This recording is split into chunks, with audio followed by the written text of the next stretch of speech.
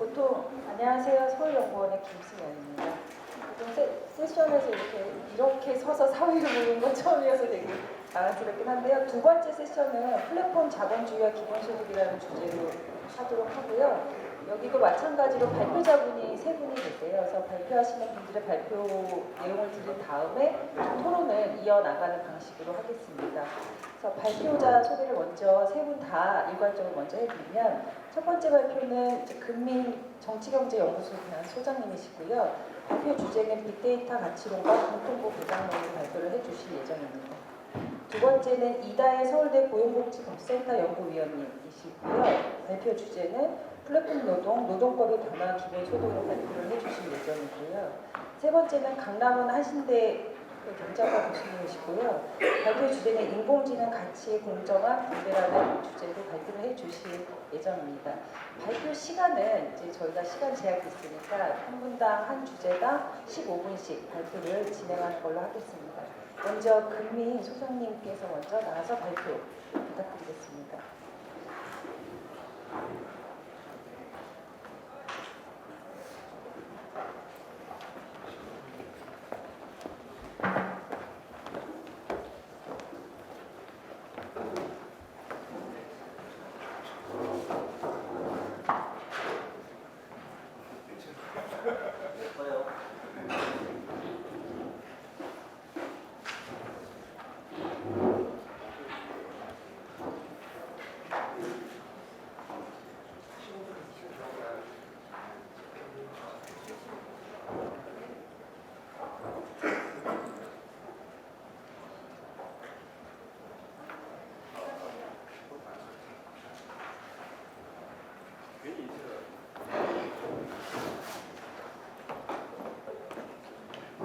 네, 방금 소개받은 금민입니다.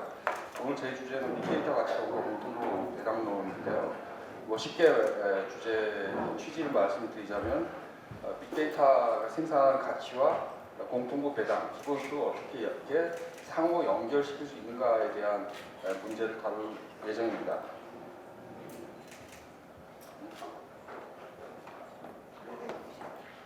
네, 일단 목차는 처음에 빅데이터 자본주의 또는 플랫폼 자본주의의 전반적인 동향에 대해서 설명을 드릴 거고요. 그 다음에 빅데이터 가치론에 대해서 말씀을 드리겠습니다. 마지막으로 데이터 가치론에서 연동된 주제인 데이터 소유권 문제를 다루고, 그 다음에 어떻게 이 데이터 가치가 기본소득과 연결되는가의 문제를 따지겠습니다.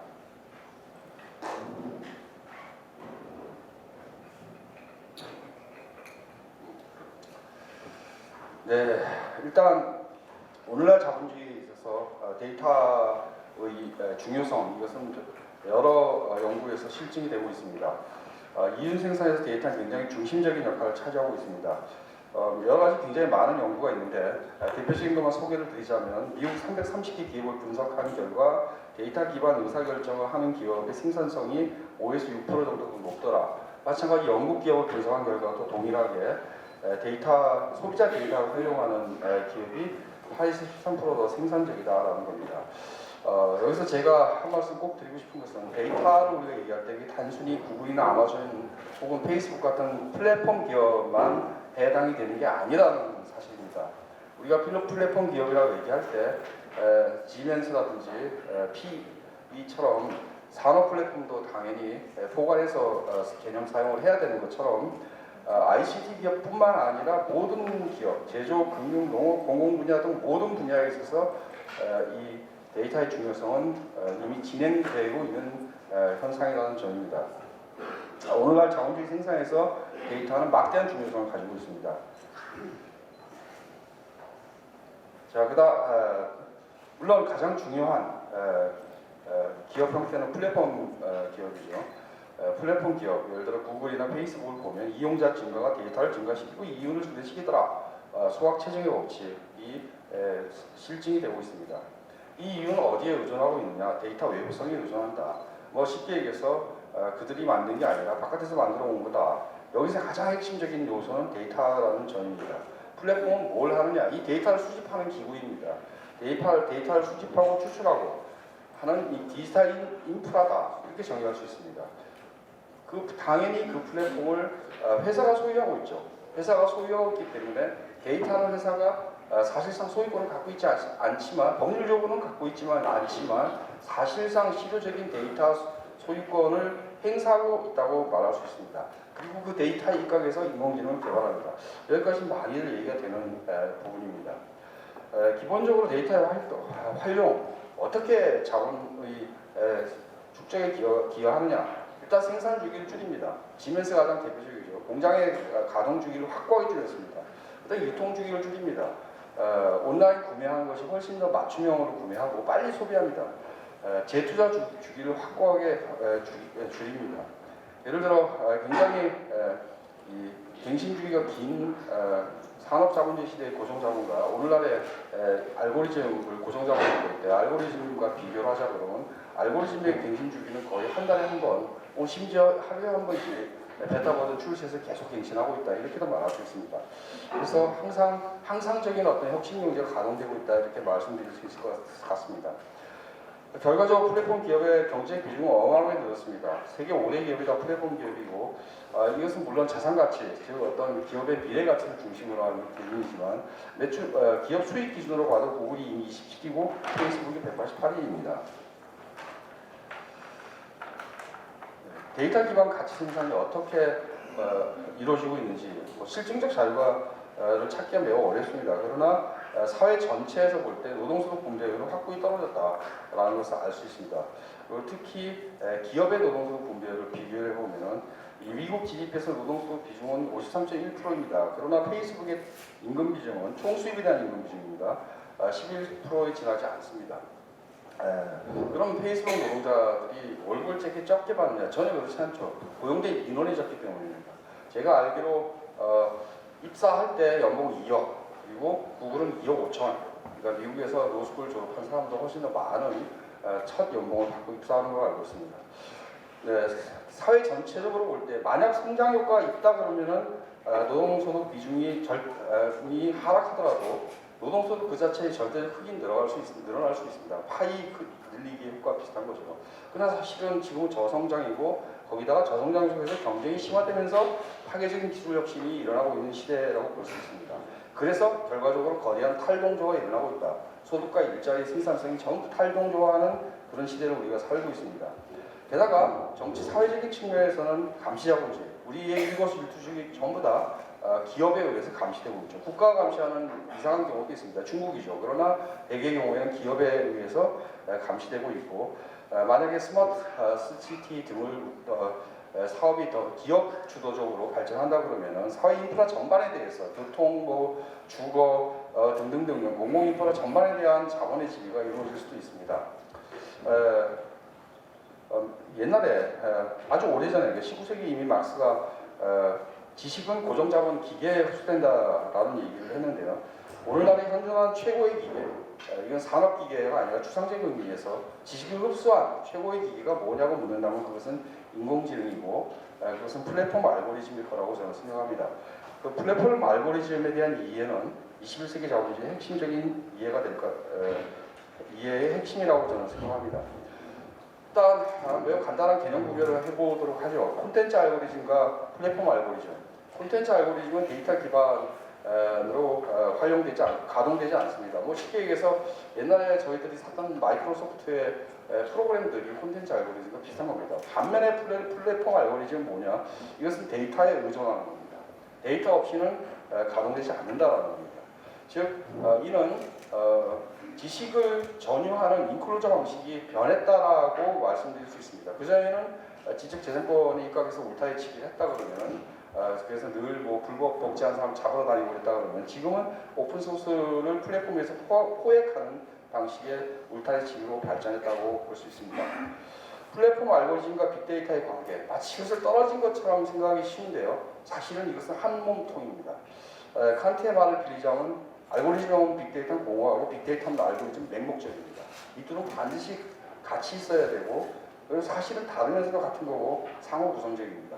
하나 없이 다른 것을 생각할 수 없는 것이다 라는 얘기입니다. 네, 데이터 가치론에 대한 입론을 정리해 보도록 하겠습니다. 자, 일단 플랫폼 빅데이터 알고리즘이 어떻게 다른가를 일단 기능적으로 구별해 볼 필요가 있습니다. 플랫폼은 뭐냐? 데이터 추출 장치입니다. 사적 소유권 대상이고 따라서 빅데이터 기반 가치 생산의 사회적인 형태 규정성이라고 말을 할 수 있습니다. 이것은 마치 상품, 화폐 이와 같은 경제적 범주다, 사회적 형태이다라는 말씀을 드리고 싶습니다. 데이터는 뭐냐? 데이터는 여기서 가치 원천이다. 그러니까 사실은 가치 증식하는 정보의 물질적인 형태이고, 그래서 우리가 빅데이터 자본주의다 이렇게 부를 때는 가치 원천을 지시하는 말이 되고, 플랫폼 자본주의다라고 부를 때는 형태 규정을 강조하는 말이 될 겁니다. 플랫폼 알고리즘은 뭐냐? 이것은 산업기계 같은 물리적 고정 자본이지만 플랫폼 알고리즘을 통해서 배달의 같은 경우에 노동을 통제한다든지 노동 규율을 체계되기도 하고, 또 더 나아가서 일종의 경제에 대한 물리적인 평가 척도를 발전시켰다고 볼 수 있습니다. 노동에 대한 평가 척도, 그리고 가치에 대한 평가 척도를 마치 화폐인 양 발전시켜 왔다. 그리고 이 세 가지 기능이 물리적으로 통합되어 있는 것이다라고 볼 수 있습니다. 결국 콘텐츠 알고리즘과 달리 플랫폼 알고리즘은 개별 생산 기기에 적용된 인공지능, 우리가 로봇을 생각할 때 그건 로봇이 아닙니다. 인공지능이 인공지능이다. 어떤 사회적 지능의 맹화 형태다라고 말을 할 수 있습니다. 상품 가치는 그 상품에 투하된 노동으로 결정된다는 의미에서 척도는 소멸했는지 모르나 삶 전체에 대한 디지털 척도가 등장했다고 말씀드릴 수 있습니다. 제가 몇 분 더 해야 되죠? 7분 남았어요. 이거 빨리 해야 되겠네요. 자, 데이터는 원유라고 많이 비유를 합니다. 여기에 대해서 많은 학자들이 비판합니다. 이 데이터가 원유면 말이야 채굴한 사람 것 아니냐? 이것은 마치 자본이 전유하는 자본의 작동을 은폐하는 것이다라는 비판들이 있습니다. 그리고 천연자원으로 데이터를 얘기를 하면 이것은 데이터를 자유재, 프리구스로 바라보게 만든다. 그런 이런 비유를 쓰는 건 안 좋다라는 비판이 있습니다. 저는 정확하게 이 비판 틀렸다고 봅니다. 그리고 오늘 왜 틀렸는지를 말씀드릴 겁니다. 그리고 좀 깊숙이 들어가면은 막스는 예전에 지식을 갖다 고정자본에 체화된다. 기기가 지식을 흡수해서 체화한다. 그러니까 고정자본이다. 자본이다라고 말을 했습니다. 그런데 오늘날 굉장히 많은 인지자본주의자들이나 자유주의자들은 어떻게 얘기하냐? 그건 그렇지 않다. 살아있는 노동이다. 대중지성, 분산지성으로 봐야 된다라고 말합니다. 마치 여러 사람들이 분산돼서 한꺼번에 일을 하고 있는 것 같다는 이런 인식을 반영한 개념이 콜래보레이션, 협동적 레이버, 콜래보레이션, 협동적 노동과 같은 개념들이 그런 인식들을 반영하고 있습니다. 제가 여기서 묻고 싶은 것은 데이터는 그럼 살아있는 노동인가? 이걸 어떻게 다뤄야 되느냐? 데이터가 정말 살아있냐? 매일 혁신되고 갱신된다. 데이터가 매일 바뀐다라는 것과 데이터가 살아있다라는 말은 마치 물활론적인 말인데, 그 살아있다라는 말은 그거 과연 맞는 얘기냐? 이게 제가 오늘 다루고자 하는 문제의 핵심 중에 하나입니다. 제가 말씀드리고 싶은 것은 사실 데이터 기반 가치 창출에서 다른 사람들이 말을 하듯이 어떤 경계가 희미해지는 건 사실입니다. 도대체 뭐가 생산하는지 주체와 대상의 경계, 생산된 것과 생산하는 것의 주체와 대상의 경계 희미해집니다. 데이터는 인간의 활동의 결과물인데 그 데이터가 뭔가를 또 생산하고 있어요. 그러니 주체와 대상의 경계는 희미해지고 인간 주체와 비인간 주체의 경계도 희미해지고, 사실은 알고리즘과 빅데이터를 개념적으로 구분할 수는 있지만 물질적으로는 통합되어 있습니다. 이런 상태인 것은 분명합니다. 그러나 제가 여기서 강조하고 싶은 것은 그럼에도 데이터의 물질성을 우리는 부정할 수 없다는 겁니다. 데이터는 인간이 아니라 인간 활동의 기록물이라는 겁니다. 데이터는 마치 석유가 과거 어떤 포유동물의 그 뼈다구 그 축적물이듯이 인간 활동의 축적물이다라는 겁니다. 데이터는 디지털 활동 그 자체가 아닙니다. 활동의 기록물이고 대부분의 생활활동들이 디지털화됩니다. 그리고 중요한 것은 기록물이기 때문에 특정한 서버에 보관된다는 겁니다. 플랫폼을 통해서 포획되고 서버에 보관되고 서버를 가진 사람이 데이터를 활용하는 거고, 그 서버는 구글 소유라는 겁니다. 그 서버는 아마존 소유라는 겁니다. 그래서 플랫폼 자본에서 울타리 쳐지고 배타적으로 활용이 되는 것이, 만약에 데이터가 살아있는 노동이라 그러면 어떻게 포획을 합니까? 데이터하고 노동 계약을 체결해야 됩니까? 과거 산업 자본주의처럼 그런 게 전혀 아닌 거죠. 그래서 데이터 노동 또는 데이터는 살아있는 노동이라는 비유만큼 우리를 혼동에 몰고 가는 말은 없다고 저는 생각합니다. 자, 두 번째, 데이터를 기록물이라는로 봐야 되는 거. 엄연한 존재론적 간격을 무시하지 말아야 되는 이유는 우리가 어떤 사회를 분석할 때 그것은 첫째, 본질이 무엇인가라는 문제보다 더 중요한 것은 어떠한 형태로 생산하는가고 어떠한 방식으로 운동하는가입니다. 즉 형태 분석의 우위라는 게 사회를 분석하는 출발점이 되어야 된다라는 말씀을 드립니다. 데이터가 노동이다, 모든 게 노동이다, 모든 게 인간 활동의 결과다라고 말하는 것은 그저 일종의 잔여 인간주의, 환원론에 불과할 것이다. 저는 그렇게 생각합니다. 다음, 데이터 활동을 얘기를 하면서 비물질 노동을 강조하는 흐름들이 있습니다. 이 역시 인지주의 학파들이 주장을 하는데 데이터 활동이 뭡니까? 데이터를 생산하는 활동이 비물질 노동만이 데이터를 생산합니까? 공장의 노동도 데이터를 생산합니다. 사실은 물질 노동, 비물질 노동으로 유형할 수 없다. 비물질 노동으로 환원하는 것도 일면적이다. 물질 노동도 데이터를 생산합니다. 임금 노동 또는 비임금 노동으로 유형할 수도 없습니다. 임금 노동자가 가치를 생산하는 게 아니라 비임금 노동자, 즉 집에서 있는 사람들이 가치를 생산한다. 이렇게 말하는 것도 사실 일면적이라는 겁니다. 임금 노동자들도 데이터를 생산하기 때문이죠. 결국 이런 식의 유형화가 틀렸다. 부불노동, 그림자 노동을 에 대해서 지불하는 거다. 이런 얘기를 많이 합니다. 기본소득에도 많이 나오죠. 이 얘기도 틀렸다고 생각합니다. 왜? 부불노동, 그림자 노동은 데이터를 생산합니까? 지불노동이라든지 공식노동은 데이터를 생산하지 않습니까? 다 데이터를 생산하죠.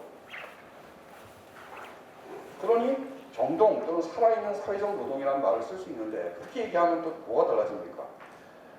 데이터는 인간활동의 산물이라는 그저 당연한 말에 지나지 않고 이 말의 사회 분석적, 사회 비판적 해상도는 굉장히 떨어지게 됩니다. 정동적 강조점은 기록물로서 데이터라는 사회적 존재 형태를 은폐합니다.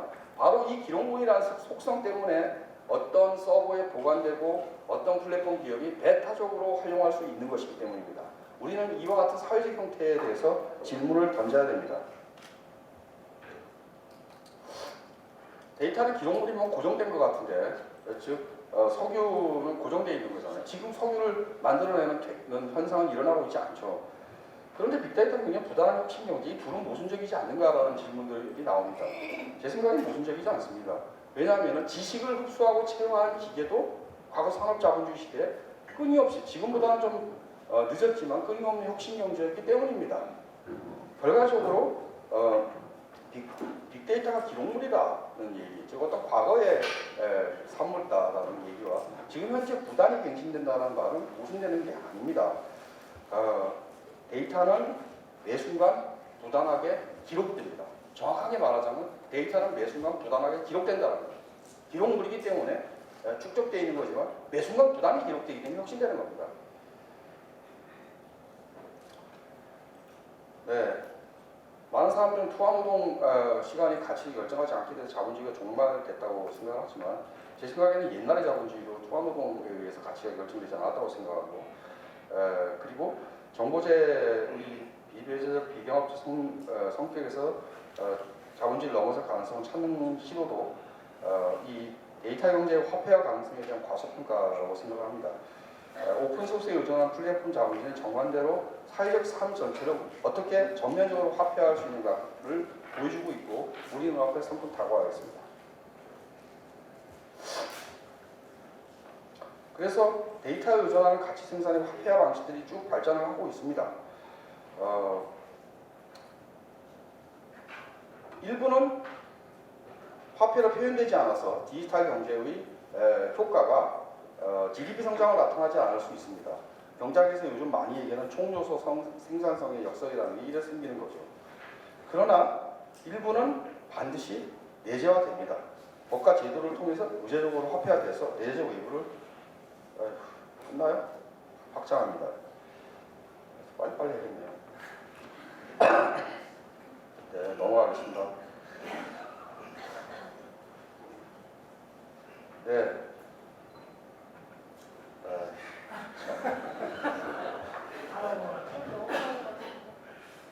이거 막 넘어가면 안 되는데. 제가 기회를 못 알아서. 이거 왜 이래, 왜.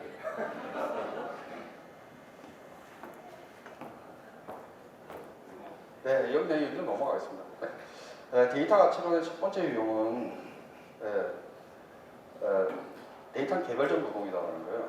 사실 이 입장은 기업 측에서 아마 가끔씩 터뜨리는 입장입니다. 사실 개인 데이터, 빅데이터 구별을 무시하는 거고, 그리고 개별 노동으로 보면은 데이터는 개별 소유권의 대상이죠. 그리고 그러니까 보상해줘야 되죠. 마이크로 페이먼트가 이런 사상입니다. 실제 이 계산은 여러 가지 연구들이 있는데 굉장히 헐값입니다. 개인 식별 정보의 가치도 25유로, 단순 검색 정보는 2유로 정도로 나타납니다. 이거 보상을 받기 위해서 소유권을 설정할 이유가 있는지 잘 모르겠습니다.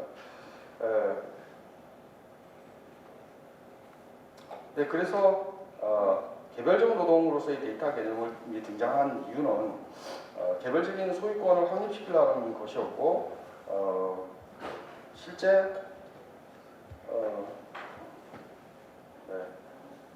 유럽이나 독일 교통부에서는 데이터에 대한 개별적 소유권을 도입하기 위한, 예를 들어 지적재산권의 형태로 도입한다, 물권의 형태로 도입한다는 식의 논의들을 하고 있습니다. 두 번째 입장은 데이터는 사회적 노동이라는 건데요.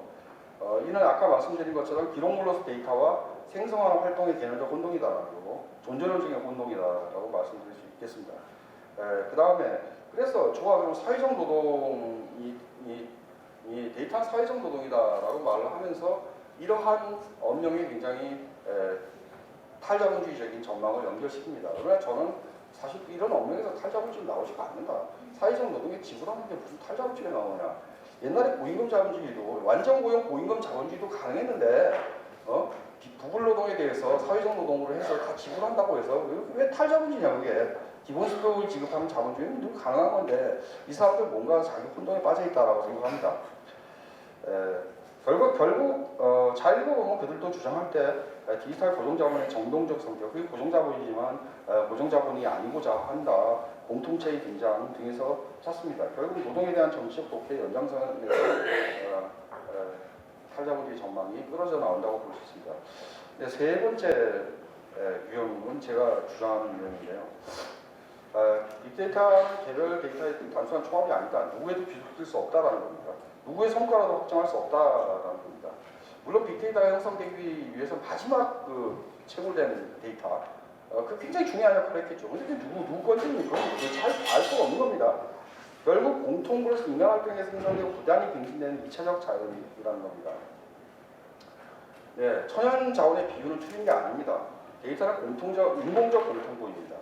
천연 자원은 인간이 만든 게 아니죠. 그러나 천연 자원을 비율을 우리가 쓸 수 있다. 그게 인공적 공통부다. 플랫폼 자본의 데이터 전유를 은폐한다는 관점은 이것은 사실은 혼동이다. 자연적 공통부를 현재 지금 예를 들어 석유는 다 석유 채굴하는 메이저들이 다 가져가잖아요. 그런 자본주의적인 현실을 당연한 것으로 전제하는 혼동일 수 있다고 생각합니다.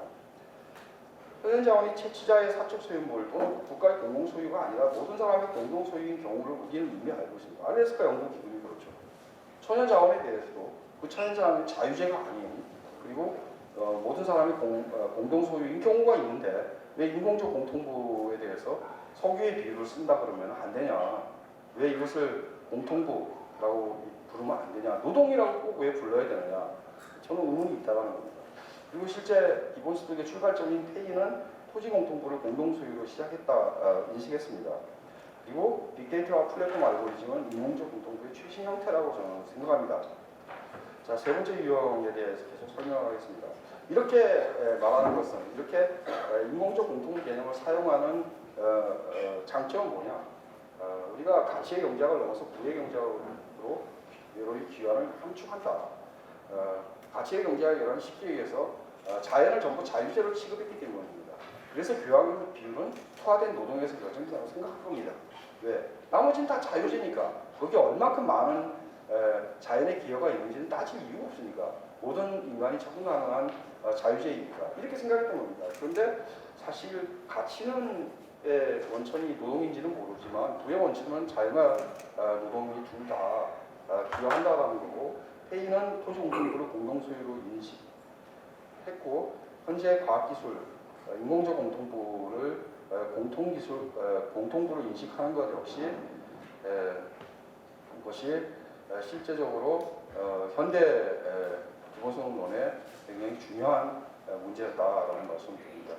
빨리빨리 넘어가겠습니다. 몇 분 남았어요? 지났어요? 많이 지났어요? 재산권 논의는 넘어가고요.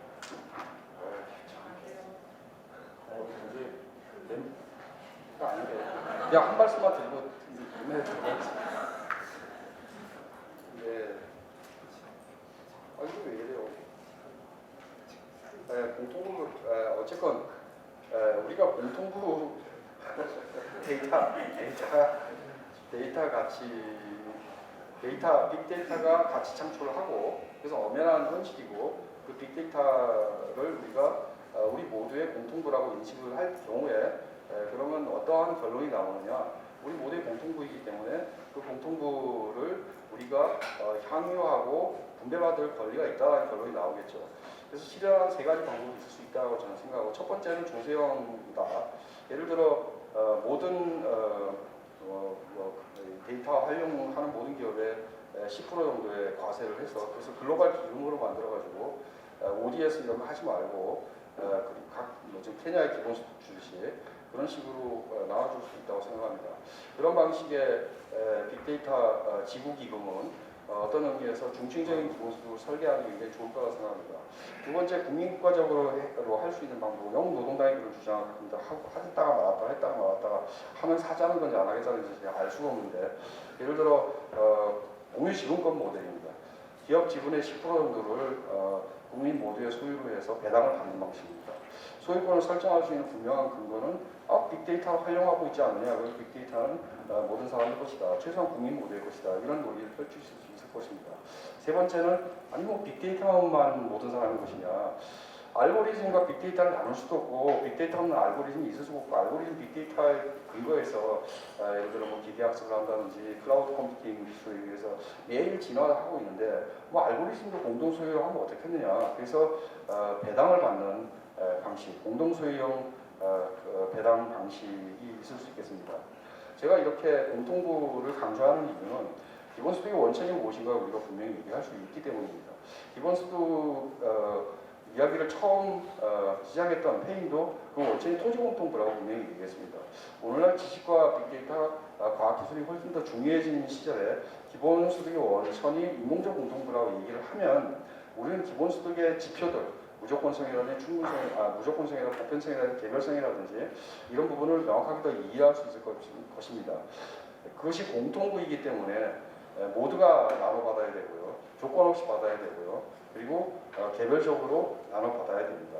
그래서 기본소득의 정의를 이루고 있는 지표들은 기본소득의 원천을 분명히 하면은 명확하게 해결이 될 것이다 라고 생각이 듭니다. 공통부가 몇 프로냐? 그건 저도 모르죠. 모르는데 많은 사람들이 이것은 정치적인 타입의 산물이다. 1%라면 1%고 90%라고 뭐 사이먼처럼 90%라면 90%고 바르파키스 같은 좌파는 1%부터 시작하자 했는데 1%가 그러면 1%고 그것은 정치적인 결정이 문제일 것이라고 생각이 듭니다. 그냥 감사합니다. 감사합니다.